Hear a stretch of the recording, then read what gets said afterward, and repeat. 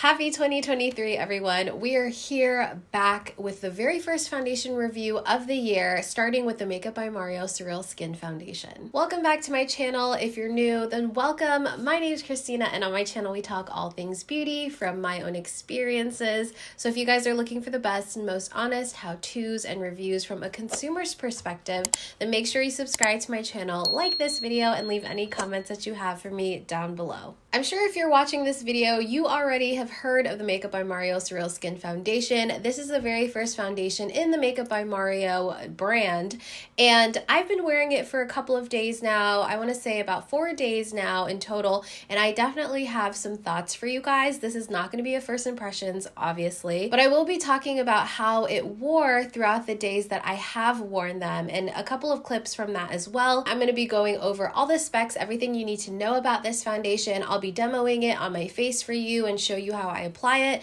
and then I'll just talk about my final thoughts. It is $42 and you can purchase it on Makeup by Mario's website, and you can also purchase it at Sephora. I purchased mine at my local Sephora store. There are 30 shades in this foundation, and it's broken up into complexion light and darkness. It says it's a breathable, luminous foundation, effortlessly builds and blends to illuminate the complexion with customizable long wear coverage. It's said to have 12 hours of wear. It says you can layer it on or sheer it out. It's a buildable formula and works with powders and creams to recreate Mario's signature techniques while staying true to the original color. So it does have a luminous finish, and it's supposed to bring out the natural luminosity of the skin. I wear the shade 14O, which is 14 olive. I thought that I would be 15 neutral, and I swatched it and it seemed a little darker. So I swatched this one. It seemed a bit light, but actually when I apply it to the skin, it does come off quite tan. So it is actually a really good match. And I have been using a couple of different primers. The first one, I've been using my Embryo Lease. I talked about this in my Best of Beauty 2022 video. I really like this to moisturize the skin, get rid of any dry patches, and just refresh the skin if I haven't done skincare in a couple of hours. And I've also been testing out this e.l.f. Hydro Grip Primer with niacinamide. This is the pink one because it has that niacinamide in it. I thought that I would try this formulation out because of its gripping properties. Since this foundation is marketed as a luminous foundation, and I do have combo normal to oily skin, I do get really oily in my T-zone throughout the day, especially with a luminous foundation such as this one. So I actually just did my skincare, so I'm going to skip this one for now and just go in with a gripping primer. Any sort of gripping primer I think would work pretty well, and I'm going to put this in my T-zone, especially where I do have those larger pores that produce a lot more oil. And I do get really shiny on my forehead, so I'm actually going to apply this all over my forehead. I actually have not used the foundation with this primer yet, but I think it would do really well. This is the NYX Plump Right Back Primer, and the reason I'm going to be using this over the rest of my face is because this is hydrating, but it doesn't add any glow. But this primer also has a little bit of tackiness, so your foundation and concealer and stuff do stick well to it, but it's not going to be as grippy and tacky. And the brush I've been using is this one from Morphe. This is an E63 brush, and the reason I opted for this is because Makeup by Mario actually came out with a dual-ended brush to go with this foundation. I'll insert a picture right here so you guys can see what I'm talking about, but it has a very, very similar angle to this brush right here. This one is just slightly larger. It does have that really nice angle, so it's kind of like this brush plus a kabuki in one, like a flat top kabuki. It's kind of like a hybrid, and I really like that because you can really manipulate this and get it into all of those little crevices. And I have this little tray, and I'm just going to apply it on my tray, and I'm taking a thin layer of this. And I've been really liking applying very, very thin layers of foundation.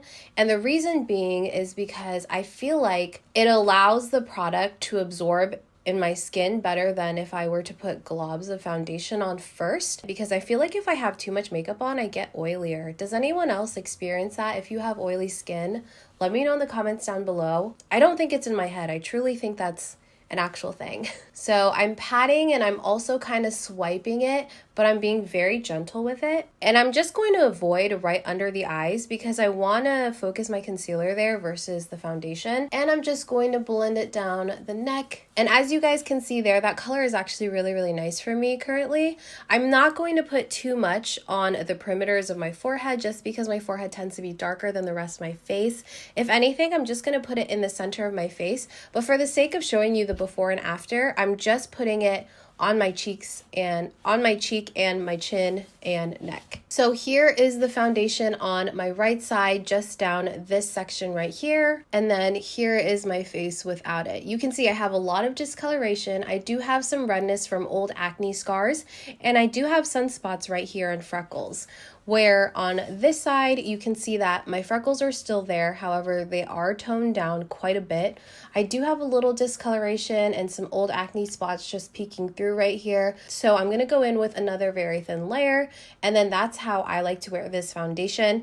I do really feel like this foundation is buildable. It doesn't feel heavy. It doesn't look heavy. All right, and I think I'm gonna leave it there coverage wise, and I'll show you guys a little bit of a close-up of the before and after again, so you can kind of see what's going on here with the face. As you can see, there still is a lot of hydration there, but it didn't add any crazy moisture to the skin, and I do have quite a bit left, and that was, I think, only one pump of foundation. So it really goes a long way. You can really spread this out, especially if you use a tool like this one where it's kind of flatter of a brush versus a complete kabuki brush like, say, like this one. I feel like this would soak up the foundation a lot. I feel like I have a lot of time to kind of blend this out. It doesn't dry down too quickly. I do think that this foundation stays true to its color. I don't think that it oxidizes on me at all. Now, I do think that the flexible shade claim is true because I did feel like I could wear 15N as well as 14O. I just think that I would have to work with them differently. But I think the type of coverage this is, which I would say is a light to medium buildable foundation, I'd say that that allows this foundation to be a lot more flexible because it's not going to deposit the color as pigmented or opaque as a full coverage foundation, of course. And I'm just adding some again to kind of the center of my forehead and just blending it out to the perimeters, but I'm not gonna cover my whole forehead. All right, and with the little bit that I have left on this tray, I'm just gonna go ahead and apply a little bit more on the left side where I feel like I have some discoloration that can still be covered by the foundation. So this is what we are working with. I think that it looks really good. This is the coverage that I kind of like. It feels really nice and lightweight. It doesn't look like I built up any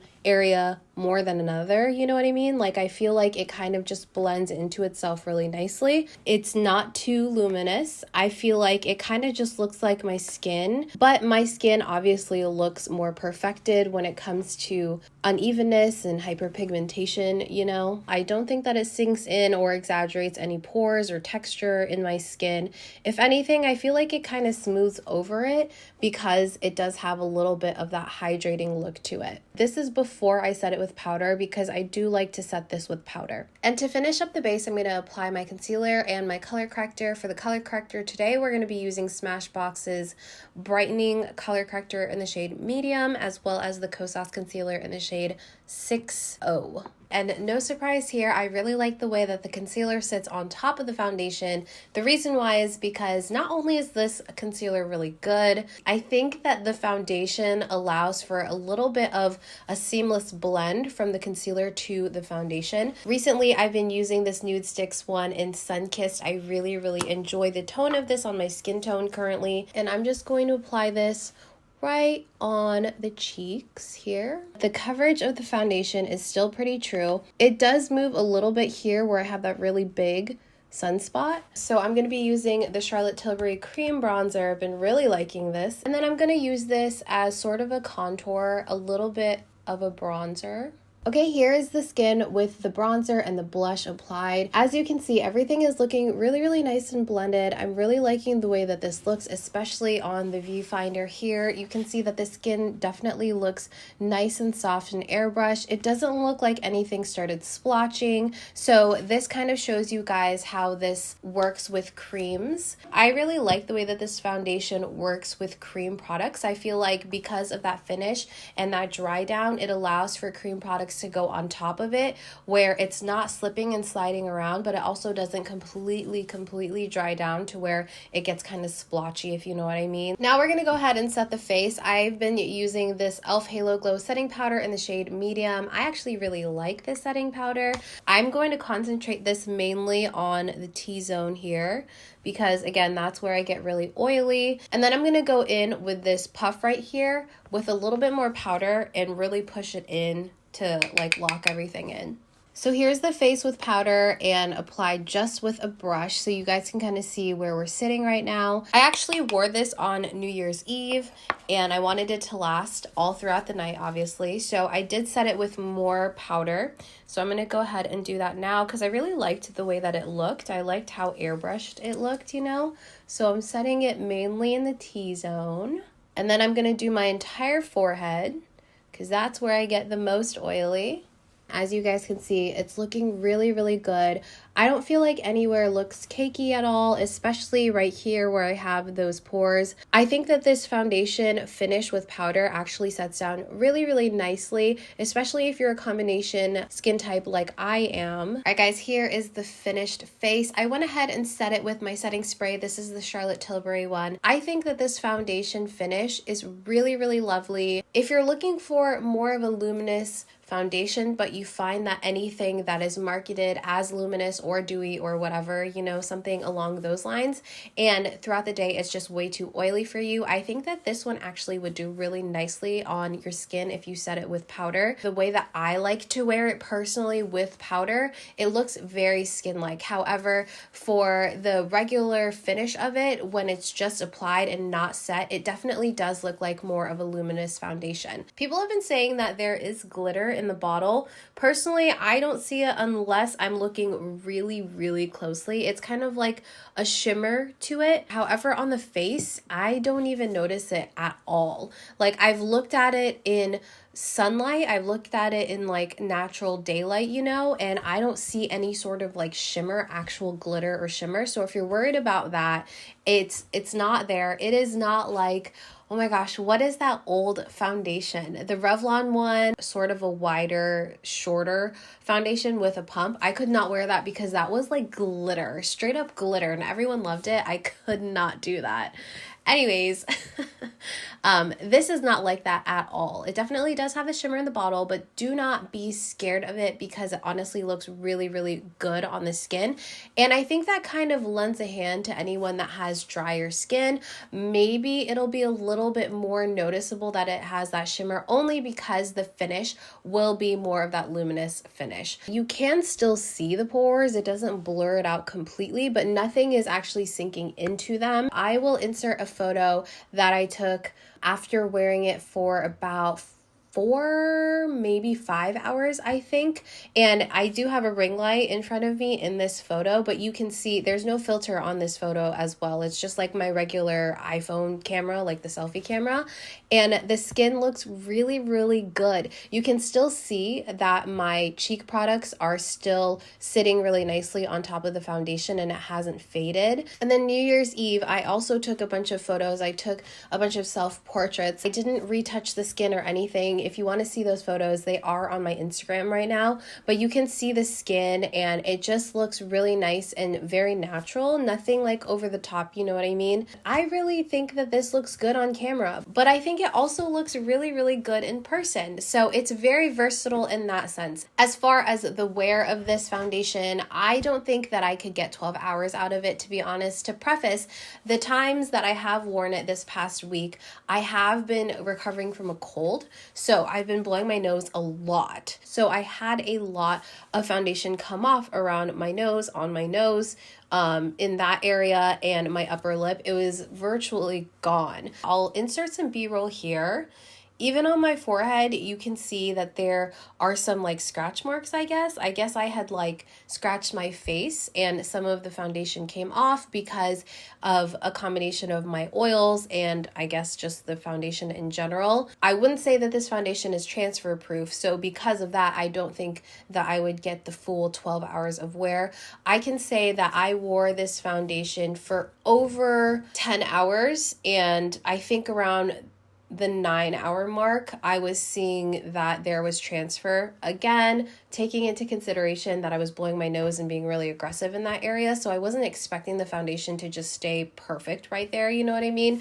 But it was completely gone even though I had set it, as well as other areas of my face that the tissues didn't touch, such as my cheeks and my forehead. It was definitely coming off, but I do appreciate that they didn't tout anything more than 12 hours because you know some foundations will say that like 16 or 20 hours of wear, and I think that it goes to show that the Makeup by Mario team was very transparent with the type of wear that you could get from this foundation. If all the stars align, maybe you can get 12 hours of wear, you know what I mean? Overall, I think that this foundation would do really well with all skin types. I think it'll look really great on drier skin types, and I think it'll also do well with those with oily skin types because I think if you set it well and you do your whole routine, you know, to keep your face on throughout the day, then I think that it would still look really nice. I feel like every time I wear the foundation, I like it more and more because at first I was like, oh yeah, it's a good foundation, nothing to write home about, you know, but then the next day I wore it and I was like, oh, you know, like I actually really like the way that this finishes or this works with my creams. And then the next day I was like, I really like the way that this photographs. It continues to pleasantly surprise me. I will say I was really hesitant about purchasing this foundation because it's past the $40 mark, which to me, I'm like, that's really expensive for a 1-ounce foundation. I don't know if I want to do that. If I'm comparing the price to my initial reaction to the foundation, I would be like, this is overpriced. You know what I mean? But considering the fact that every time I use it, I like it more and more, and there's reasons why I like it, I can kind of justify it, but also because I can only get maybe 9, maybe 10 hours of wear out of it so far with the ways I've been using it, is it actually worth it? Probably not. I think you could do without it. I think if you have a foundation that does kind of the same thing already, you don't need both. But if you're looking for something like this foundation and you are a fan of Makeup by Mario and you want to try out their first complexion product, or sorry, their first foundation product, by all means, I like it. I'm going to continue using it. I think it's definitely going to be one of those foundations that I don't have to think about using, you know? Like it'll be something that I can quickly put on and know that it'll do well on my face. All right, guys, that wraps it up for this video. If you have this foundation, please let me know in the comments down below what your thoughts are on it and how you've been experiencing it. I would love to know how you use it. And let me know also if this video helped you decide if you're going to buy this foundation or if you're going to pass on it. I would love to know what information you find the most helpful from these types of videos. Please make sure to like, comment, and subscribe for more videos like this one. I'm super excited to continue making content for you guys in 2023, and I'll see you guys in my next one. Bye!